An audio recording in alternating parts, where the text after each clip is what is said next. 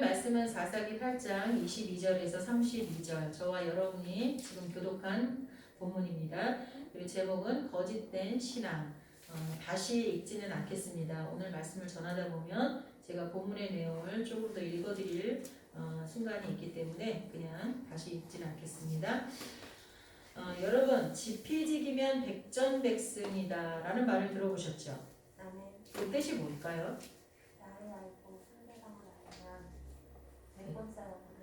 네. 근데 그거에 사실 반대죠. 적을 알고 나를 알면 100번의 전쟁을 치르더라도 100번 다 승리한다 라는 이야기인데, 사실 이거는 손무의 손자병법에 나오는 말입니다. 근데 사실 그 말 중에 우리가 좀 생략해서 앞부분만 쓰는 건데요. 원래 이 말의 완전한 그 문장은 지피지기 백전불패 부지피이지기 일승일부 부지피부지기 매전필패라는 말 중에 앞부분 지피지기 백전불패라는 말을 백전백승이다 이렇게 해서 우리가 흔하게 쓰고 있는 말입니다. 근데 이거를 전체적인 말을 해석하면 적을 알고 나를 알면 100번 싸워도 위태로움이 없다. 백전백승이 아니라 백전불패예요. 그리고 부지피이지기 일승일부는 적을 알지 못하고 나를 알면, 상대는 모르고 나만 알면 한 번 이기고 한 번 진다. 그리고 부지피부지기 매전필패, 이거는 적을 모르고 나도 모르면 싸움할 때마다 어떻게 해요? 반드시 위태롭다라는 말입니다. 결국 우리는 적도 알고 어떻게 해야 돼요? 나 자신도 정확하게 알아야지만 싸움에서 이길 수 있다는 것입니다. 성경에 보면 우리를 군사로 부르고 있습니다. 그 군사라는 건 뭐예요? 싸움하는 사람이잖아요. 그럼 우리 적이 있다는 거죠. 우리 적을 확실히 알아야 돼요. 많은 사람들이 자기도 모르는 사람이 있긴 있더라고요. 근데 적을 먼저 알고 나를 확실히 알아야지만 이긴다는 거예요. 자, 그럼 우리의 적은 누굴까요? 사탄. 네, 마귀죠, 마귀, 사탄. 에베소서 6장에 보면 우리의 씨름은, 그러니까 우리의 싸움은 혈과 육을 상대하는 것이 아니요. 그게 뭐예요? 사람을 상대하는 것이 아니요. 통치자들과 권세들과 이 어둠의 세상 주관자들과 하늘에 있는 악의 영들이라. 이렇게 말하고 있어요. 그러니까 곧 마귀예요, 마귀. 이 세상의 통치권을 잠깐 가지고 있는 마귀. 마귀예요, 마귀. 그래서 6장 11절에 마귀의 관계를 능히 대적하기 위하여 하나님의 전신갑주를 입으라 이렇게 돼 있어요. 우리는 하나님의 전신갑주로 무장하고 마귀의 유혹에, 마귀의 간악한 계략에 넘어가지 않도록 싸워서 이겨야 될 사람들입니다. 우리의 적이 마귀라는 것을 알았어요. 그런데 그러면 우리는 정말 이 마귀의 실체를, 마귀에 대해서 제대로 알고 있는 것일까요? 마귀는 거짓말하는 자입니다. 거짓의 아비라 그랬어요. 마귀는 간사한 자입니다. 그래서 전신갑주를 입은 이유가 마귀의 간교한 계략에 넘어가지 않기 위해서 입으라 그랬어요. 그리고 마귀는 탐욕스럽습니다. 욕심장애입니다. 마귀는 살인자입니다. 요한복음 8장 44절에 보면 너희는 너희 아비 마귀에게서 났으니 너희 아비의 욕심대로 너희도 행하고자 하느니라. 그는 처음부터 살인한 자요 진리가 그 속에 없으므로 진리가 서지 못하고 거짓을 말할 때마다 제 것으로 말하나니 이는 그가 거짓말쟁이요 거짓의 아비가 되었습니다. 자, 이제 우리는 우리의 적이 누군지도 알았고 적의 실체도 알았습니다. 남은 거는 우리 자신만 잘 알면 사탄과 싸워 이길 수 있다는 말이 됩니다. 지피지기면 백전백승이라는 말에 의거하면 그렇다는 거죠. 근데 정말 그게 다일까요? 오늘 말씀을 들으면서 깨달음이 있으시길 바랍니다. 오늘 본문의 내용을 보면 이스라엘 백성은 계속해서 범죄를, 죄악을 반복합니다. 이제 가나안 왕 야빈의 손에서 드보라 선지자를 통하여 이스라엘을 구원했는데 얼마 되지 않아서 또 하나님을 배신하고 우상 숭배를 합니다. 이런 본문을 읽을 때 여러분은 어떻게 생각하시면서 본문을 읽습니까? 그 본문의 내용이 나와 얼마나 밀접하게 연관되어 있다고 느끼십니까? 이스라엘 백성들이 애굽을 탈출해서 광야에서 40년 동안 생활하는 모습을 보면 처음에는 참 미련해 보였습니다. 전 세계를 주름잡는 똑똑한 유대인들이 어떻게 저렇게 미련할 수 있을까? 그 엄청난 홍해가 갈라지는 거, 구름기둥, 불기둥이 막 움직여서 자기들을 이끄는 거, 만나 메추라기가 막 하늘에서 우두둑 떨어지는 거, 자신들이 입고 있는 옷이 시간이 가도 헤어지지 않는 거, 수많은 것들을 경험하고 어떻게 저렇게 미련할 수 있을까 생각을 했었어요. 근데 세월이 지나면서 하나님 앞에 설 때마다 느낍니다. 그게 나구나. 오늘 하나님의 구원이 있고 하나님의 축복이 있는데도 얼마 되지 않아서 다시 죄를 짓는 이스라엘 백성의 모습이 바로 바로 여러분의 모습임을 기억해야 될 것입니다. 하나님이 매 순간 저와 여러분의 생명을 지키시고 매 순간 저와 여러분을 보호하시고 지키시고 복 주시는데 감사는커녕 입에서는 짜증과 불만을 쏟아내고 원망과 미움으로 거짓으로 우리의 삶을 망가뜨리고 있지 않는지 생각해 볼 필요가 있다는 것입니다. 이스라엘 백성은 아무튼 다시 또 하나님을 배신하고 자신들이 좋아하는 물질을 쫓아서 자신들이 좋아하는 쾌락을 쫓아서 삶을 살아갑니다. 그러니까 하나님께서 그들을 사랑하시사 그들을 미디안의 손에 파셨다고 말씀합니다. 미디안에게서 이제 박해를 받으면서 그들의 통치를 받다 보니까 이스라엘 사람들이 너무 힘들었어요. 그래서 하나님 앞에 또 간절히 부르짖었어. 근데 그들의 간절한 부르짖음에는 회개가 없었다는 거예요. 회개가 있으면 이럴 수가 없는데 어쨌거나 부르짖었고 하나님은 회개가 없는 그들의 부르짖음에도 마음을 아파하시면서 들어주셨어요. 이번에 세운 사사는 누구였죠? 기드온이었어요. 기드온을 세우셔가지고 이제 적들을 멸하십니다. 백성들은 이 모든 것이 하나님의 은혜고 구원인 줄을 압니다. 자기들이 부르짖었고 하나님이 기드온을 세우셨으니까. 그런데 어떻게 되죠? 영광을 하나님께 돌리지 않고 기드온에게 영광을 돌리는 거예요. 사실 300명을 가지고 수십만하고 싸워서 이길 수 없거든요. 사람들이 혹시나 전쟁에서 이기고 나면 전쟁에서 앞장섰던 기드온에게 영광을 돌릴까봐 하나님이 미리 걱정하시고 저 수십만의 군대와 맞서 싸우는 인원을 300명으로 제한했거든요. 근데 그럼에도 불구하고 어리석은 사람들은 그 공을 누구한테 돌리려고 합니까? 기드온한테 돌리려고 합니다. 22절에 그때 이스라엘 사람들이 기드온에게 이르되 당신이 우리를 미디안의 손에서 구원하셨으니 당신과 당신의 아들과 당신의 손자가 우리를 다스리게 하소서. 그러니까 대대손손 우리의 왕이 되어 주십시오 라고 간청하는 것입니다. 근데 그때 기드온이 뭐라고 대답합니까? 23절 제가 먼저 읽고 여러분이 또 읽었었죠. 23절 같이 한번 읽어보겠습니다.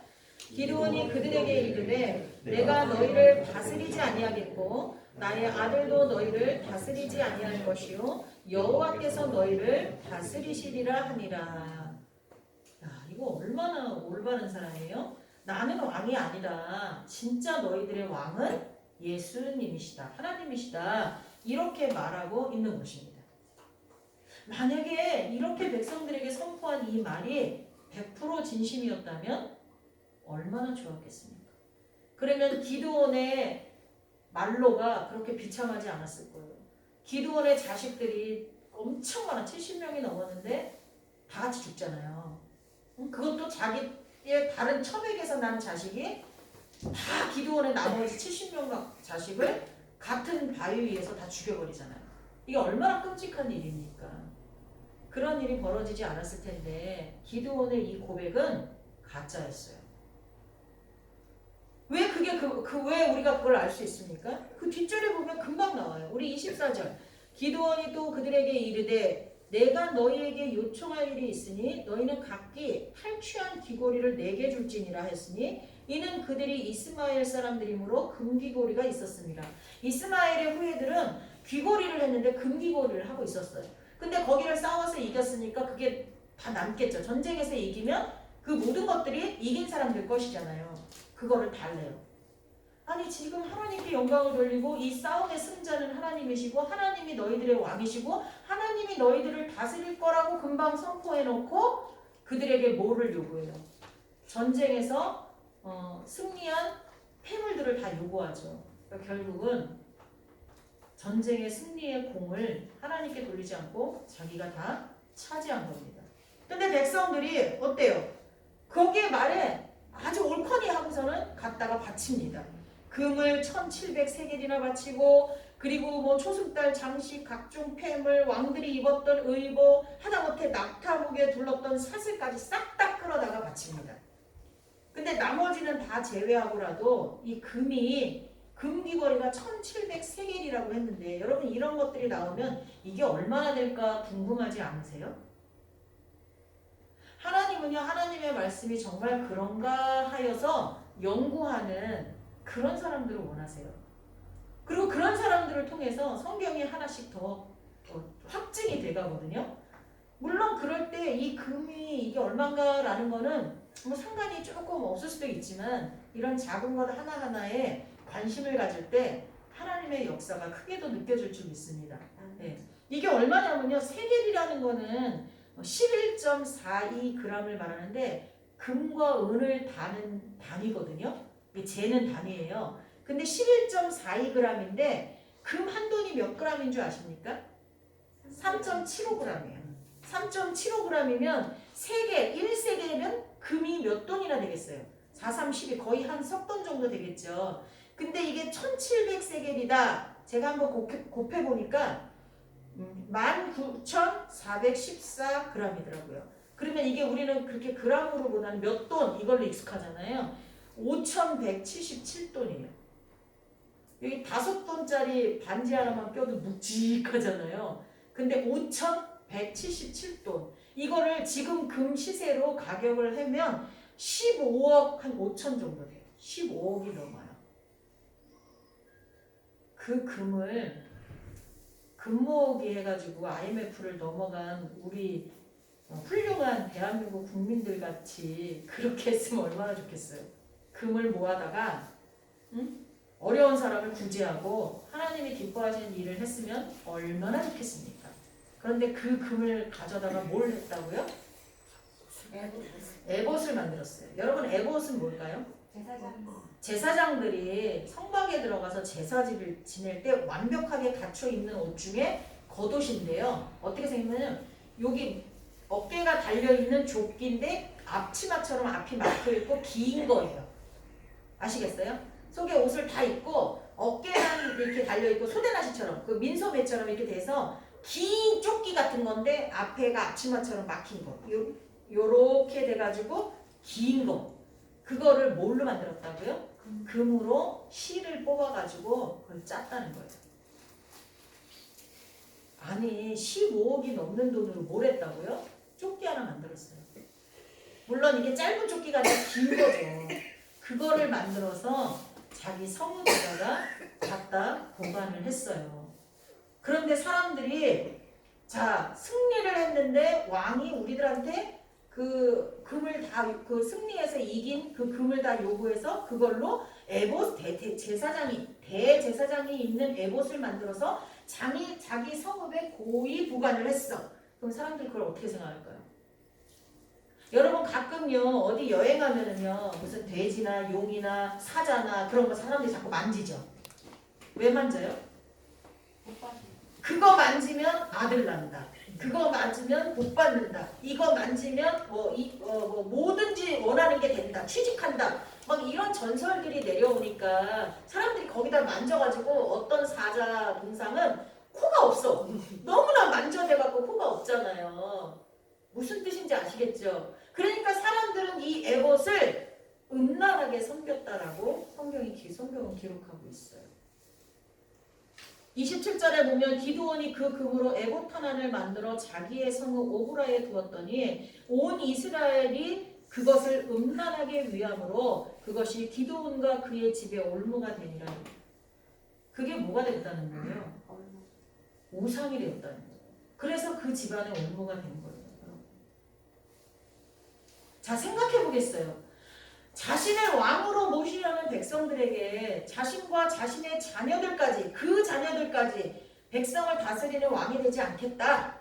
백성을 다스리는 진정한 왕은 오직 하나님뿐이다 라고 백성들 앞에서 선포했던 기드온의 말이 진심이었다면, 거짓이 아니었다면 그의 말이 끝나기 무섭게 금을 요구하고 그 어마어마한 금을 받아서 자신이 입지도 못할 대제사장의 옷을 만들어서 자기 성읍에 두었겠습니까? 이런 뻔히 드러나는 거 아니에요? 그의 속마음은 어땠어요? 왕뿐만이 아니라 대제사장까지 욕심내었던 것이 아닐까 싶습니다. 대제사장이 옷을 그렇게 갖다 놨다. 사람들이 그것을 섬기도록 했다. 그걸 통해서 자기가 어떻게 하는 거예요? 대제사장의 섬김까지 가로채려고 했던 거예요. 만약 이게 진짜라면 기드온은 눈에 보이는 저 미디안은 물리쳤을지 모르지만 진짜 적인 사탄은 이기지 못한 것입니다. 자기 마음속에 이미 들어서 탐욕적이고 거짓말을 일삼는 마귀가 자리 잡고 기드온의 왕이 되어가고 있는 것에 대해서 기드온은 속았거나 모른 채 하고 있었다는 것입니다. 쫓아낼 생각을 하지 않았다는 것, 싸워서 이길 생각을 하지 않았다는 것입니다. 기드온은 하나님이 마땅히 받아야 될 영광을 말로는 아니지만 진심을 다해 그의 행동으로 가로챈 것입니다. 혹시 우리의 삶 가운데 우리도 하나님이 받으셔야 될 영광을 우리가 가로채고 있지 않은지 생각해 보시기 바랍니다. 하나님도 속이고 백성도 속이고 어쩌면 자기 자신까지 속인 것입니다. 우리는 아주 자주 자연스럽게 남을 속이듯이 자신을 속이고 거짓 위로를 얻을 때가 있습니다. 제가 어느 카페에서 늦은 오후에 차를 한잔 마시면서 책을 보고 있었을 때가 있었습니다. 근데 옆자리에 한 두세 명 정도의 여자분들이 앉아서 이야기를 합니다. 처음엔 관심이 없었어요. 제 거 책 보느라고. 근데 뭐 권사님, 집사님 뭐 이래가면서 얘기를 하는데 우리 애가요 막 이러는데 나도 모르게 그 소리에 제 귀가 그 대화에 쫓아가고 있었어요. 이야기 내용은 간단히 말하면 이렇습니다. 그분들의 자녀들이 있는데 좀 나이대가 서로 달랐던 것 같아요. 세 분이. 그래서 어떤 분의 자녀는 고등학생이고 어떤 분의 자녀는 대학생이고 어떤 분의 자녀는 중학생인가 아마 그랬던 것 같아요. 근데 이분들의 자녀의 공통점은 모두가 지금은 하나님을 떠나 있다는 거예요. 그들은 권사님, 집사님인데 자녀들은 하나님을 떠나 있었어요. 그러면서 자녀들을 걱정하는 거예요. 우리 애는 중학교 들어가면서부터 교회를 안 나와요. 또 어떤 분은 우리 애는 중고등학교 때까지는 내 말도 잘 듣고 하나님 교회 나와서 예배도 하고 봉사도 하더니 대학 들어가더니 완전히 하나님을 떠났네. 또 어떤 어머니는 우리 애는 그래도 착실하게 신앙생활을 하는데 하나님을 만난 것 같아요. 신앙생활 하는데 코로나가 터지면서 온라인 예배가 되니까 아이가 이 교회를 안 나가더니 이제는 온라인으로 방송되는 예배도 잘 안 드려요. 하고 이렇게 이야기들을 하고 있었어요. 이건 저도 걱정하는 거잖아요. 우리 교회 성도들의 문제이기도 하고 또 우리 모든 기독교인들의 문제이잖아요. 그래서 더 관심을 가지고 이제 고개까지 옆으로 가면서 들었어요. 근데 이분들의 결론은 뭐냐면 서로를 위로하는 거예요. 아유 그래도 걔는 이제 뭐 코로나 끝나면 나오겠지. 그리고 또 어떤 부모는 우리 애는 어느 기도하시는 권사님이 그러는데 속에는 믿음이 있대요. 또 이러고 또 어떤 엄마는 아유 우리 애는 있지 하나님 안 믿는 것 같아도 저기 급한 일이 있고 무슨 어려운 일 있으면 기도하더라고. 이렇게 위로를 하면서 그 대화가 마무리되는 것을 들었습니다. 저는 가슴이 너무 아팠습니다. 이건 잘못된 거예요. 물론 하나님을 믿는 자녀들은 방황하다가도 하나님께 돌아오는 것은 맞습니다. 하나님이 택한 자녀는 버리지 않는다고 했거든요. 근데 그 자녀가 하나님이 택한 자녀인지 아닌지 우리가 알아요? 그 자녀들의 신앙 고백을 정확히 들어봤어요? 하나님 편에서는 확실히 택한 자녀, 하나님 편에서 내가 택한 자녀는 절대 버리시지 않아요. 그건 성경이 나와 있어요. 그렇지만 우리 편에서 볼 때 그 자녀가 하나님이 택했는지 안 택했는지 우리가 어떻게 아냐고요. 그가 확실히 거듭나서 하나님에 대한 신앙 고백을 하고 있는지 아닌지 확인해 보셨냐고요. 이분들은 지금 상황의 심각성을 모르고 있는 거예요. 진실을 가리고 거짓말을 일삼는 마귀와 타협하고 있는 거예요. 거짓된 위로를 받고 있는 거라는 거죠. 죽어가고 있는 사람 앞에서 아무것도 하지 않고 서로 살 것이라고 위로하고 서 있는 것과 같습니다. 지금 숨이 끊어져 가는데 맥박이 없어져 가고 호흡이 멈춰 가는데 아니야 저 사람은 살 거야 이러고 있는 거랑 똑같은 거예요. 물론요 저도 경험했어요. 억지로 다 큰 자녀들을 교회로 데려올 수도 없어요. 안 돼요. 저도 안 되더라고요. 저 끊어졌거든요. 목사님 화면이 억지로 다른 자녀들을 교회로 다 큰 자녀들을 교회로 데려올 수도 없고 그리고 설사 그렇게 한다고 해도 그들의 믿음이 바로 서고 예배 생활이 온전해지는 것은 아닙니다. 우리가 억지로 자녀들을 데려왔다고 쳐요. 그 자녀들이 너무나 말을 잘 들어. 그래서 억지로 데려왔다고 해도요. 그 자녀가 벙 떠갖고 말씀도 듣지 않는다면 믿음이 자라겠습니까? 잘 안 돼요. 그럼에도 우리는 우리가 할 수 있는 일 중에 가장 가치 있는 일, 가장 소중한 일을 해야 한다는 것입니다. 그게 뭘까요? 우리가 하나님을 떠나 있는 자녀들을 위해서, 하나님과 멀어지고 있는 내 자신을 위해서, 하나님을 모르는 가족들을 위해서 우리가 할 수 있는 가장 가치 있는 일은 뭘까요? 회개입니다. 회개. 엄청나게 부흥된 교회가 있어요. 지금도 그 부흥이 멈추지 않는 교회가 있는데 그 교회는 아주 작은 교회였어요. 그런데 어떤 그 여자 권사님들, 그 남편들은 좀 대단히 뭐 우리나라에서 그래도 자리 잡은 분들인데 그런 분들의 아내들이 우리는 보통 우리나라에서 뭐 상위 1%, 10% 이런 데 드는 그 사람들의 그 부인들은 어디 뭐 골프나 치러 다니고 그리고 무슨 뭐 마사지나 받으러 다니고 뭐 미술관이나 다니고 이런 거 같죠. 뭐 영화에 뭐 드라마나 이런 데서 많이 그렇게 보여졌으니까. 근데 신앙인들 중에는 그런 위치에 있으면서도 함께 모여 기도하는 사람들이 있었어요. 근데 이분들이 모여서 그룹을 만들어서 기도를 하는데 어떤 기도를 했냐면 무조건 이 나라 이 민족을 위한 회개 기도를 했던 거예요. 하나님이 세우신 교회들을 위해서 회개 기도를 한 거예요. 뜨겁게 모였다는 회개 기도였어요. 그러다가 그것과 뜻이 맞는 그 조그만 교회 목사님의 설교를 우연히 듣다가 그 목사님과 이 그룹이 딱 만나서 교회를 세우고 엄청난 부흥을 가져오게 된 거예요. 조용기 목사님이요 항상 말씀하셨어요. 저는 순복음 재단은 아니지만 교단에 속하지는 않았지만 그분의 책을 읽거나 설교를 들으면 그분이 이런 말씀을 하시는 게 있었어요.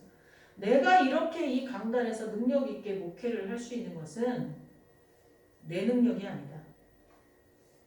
하나님의 능력이다. 근데 그게 어디서 오느냐? 내가 이렇게 설교할 때 저 지하에서 나를 위해 기도하는 기도 부대들, 그 기도를 하나님이 받으시고 이렇게 내가 능력 있게 말씀을 전하고 기적을 베풀 수도 있는 것이다.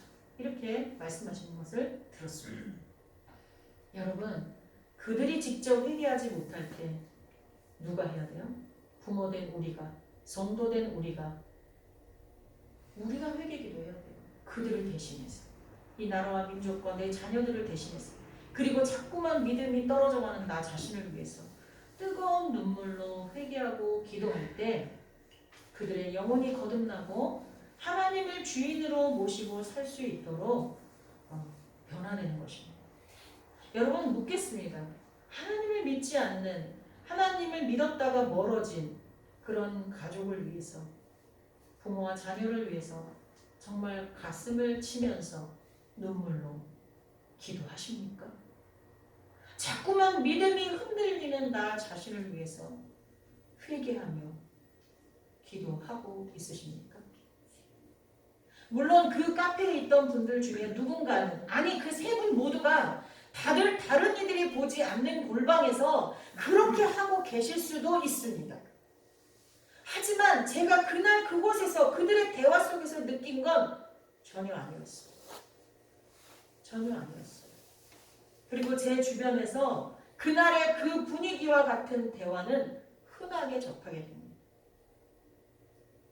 예나 지금이나 자식이 잘 되기를 바라는 것은 같습니다. 그런데 과연 순수하게 자식이 잘 되기를 바라는 것일까요? 혹 자식이 잘 돼서 내가 영광 받기를 바라는 것은 아닐까요? 기드온이 사람들 앞에서는 하나님이 왕이시라고 선포했지만 그 속내에는 안 그랬던 것처럼 우리도 정말 자식이 잘 되기는 바라고 있지만 그게 과연 자식만을 위한 순수함이 아니라 나의 영광을 위한 것은 아닐까 생각이 듭니다. 왜냐하면 우리는 자식의 꿈에 대해서, 자식의 성적에 대해서, 자식의 학교 생활, 자식의 직장 생활, 자식의 배우자가 될 사람, 이런 모든 것들에 대해서는 아주 지나치리만큼 관심이 많습니다. 물론 삶에 쫓겨서 허덕이면서 그 자식에 대해서 그것조차 관심을 못 갖는 분들도 있긴 하지만 대부분의 우리나라의 많은 부모들이 그런 것에 대해서 관심을 갖습니다. 그런데 정작 자식의 영혼에 대해서, 배우자의 신앙에 대해서는 크게 관심을 두는 것 같지 않습니다. 만약 관심을 둔다면 그렇게 그들의 신앙에 대해서, 신앙생활에 대해서 느긋하고 안일할 수는 없을 것입니다. 내가 그들의 영혼을 어찌할 수는 없습니다. 그러나 내가 그들을 위하여 회개하며 눈물로 기도하는 가장 가치 있는 일조차 우리는 너무 게으르다는 거죠. 안 한다는 거예요. 기드온은 자식이 많았습니다. 거기에 첩의 자식까지 있었습니다. 결코 하나님이 기뻐하는 가정의 모습은 아니었습니다. 근데 이 모든 것을 차치하고라도 첩의 자식 이름이 아비멜렉이었다는 것은 정말 끔찍한 일입니다. 아비멜렉이란 뜻이 뭔지 아십니까? 따라해 봅시다. 내 아버지는 왕이시다. 자, 기드온이 자기 아들의 이름을 뭘로 지었다고요? 내 아버지는 왕이시다 라고 이름을 지었어요. 하나님은 왕이시다가 아니라 내 아버지는 왕이시다. 그거를 본인이 진 게 아니라 아버지가 아이가 태어났을 때 이름을 그렇게 지은 거예요. 이걸 통해서 이 기드온의 속마음 속에 왕이 되고자 하는 탐욕이 얼마나 있었는지 깨달아지지 않습니까? 하나님이 왕이시라고 입술로는 고백했지만 삶에서는 언제나 자기가 왕이 되고 싶은 욕구가 충만해 있던 자라는 것을 우리가 알 수 있습니다. 여러분은 어떠십니까? 입술로는 하나님이 주님이시다, 주인이시다 라고 얘기하면서 자기 인생의 주인이 자기가 되어 있지는 않습니까? 기드온은 타락했습니다. 비록 하나님의 영에 의해서 장수가 되어서 하나님의 능력으로 300명이라는 적은 수로 모래알같이 많은 수십만의 미디안인들을 물리쳤지만 그 공을 하나님이 아닌 자신의 것으로 탈취했고 하나님이 기뻐하시는 가정을 이루지도 못했고 가슴속에 품은 욕망을 감출 수도 없었습니다. 비록 눈에 보이는 미디안은 파악했지만 자신 안에 들어와 있는 도적 마귀는 내쫓지 못하고 오히려 그의 포로가 되어 있는 자신을 발견하지도 못한 채 자신과 가문이 몰락을 향해 달려가게 되었다는 것입니다. 여러분, 과연 지금 우리의 모습은 어떨까요? 거짓으로 자신의 불신앙을 위로하고 자신 안에 있는 욕망을 포장하고 하나님을 속이려 하고 자기 자신한테까지 속아서 신앙을 잃어버리고 있지는 않습니까? 거짓과 탐욕으로 가득 차서 하나님을 왕좌에서 내려앉히고 자신이 주인이 되어 자신의 삶을 과속하고 있지는 않습니까? 아니면 내가 만든 에봇을 걸치고 그것을 섬기고 있지는 않습니까? 여러분에게 에봇은 무엇입니까? 여러분이 지금 섬기고 있는 우상은 무엇입니까? 이제 멈추시기 바랍니다. 자신이 몰고 가던 차를 멈추고 조용히 운전대에서 내려서 그분에게 그 자리를 내어드리고 하나님이 지정해 주신 옆자리에 그분의 옆자리에 앉아서 그분과 동행할 수 있기를 축복합니다. 그러면 40년이 아니라 기드온이 살아있는 40년 동안 평안했다고 하지만 정말 하나님께 왕좌의 자리를 내어드리고 나면 우리는 주님 오시는 그날까지 주님 안에서 참 평안을 누리게 될 것입니다. 기도하겠습니다. 사랑의 하나님 감사합니다. 우리는 살아가면서 기드온처럼 입술로는 주님이 우리의 왕이시라고 선포하지만 실제적인 우리의 삶에서는 나의 계획과 나의 감정과 나의 뜻과 나의 모든 것들이 총집합해서 그것을 섬기고 그것을 따르며 그것이 우상이 되고 에봇이 되어서 살아가고 있는 모습을 발견합니다. 주님 용서하여 주옵소서. 하나님을 모르거나 하나님을 떠나 있거나 하나님 앞에 돌아오지 못하고 있는 가족들을 위해서 또 흔들리는 믿음을 가진 우리 자신을 위해서 하나님 앞에 통해 자복하며 기도하지도 못하고 있습니다. 한 달이라는 틀을 받아서 하나님을 곡해하고 하나님을 잘못 알고 땅에 묻어두었다가 하나님 앞에 쫓겨나서 슬피 어두운 곳에 슬피 울었던 그 하인처럼 되지 않게 하여 주옵소서. 하나님이 맡기신 것을 귀하게 여기고 그것을 위하여 기도하며 나아갈 수 있는 저희들 되게 하여 주옵소서. 예수님의 이름으로 축복하며 기도하옵나이다. 아멘.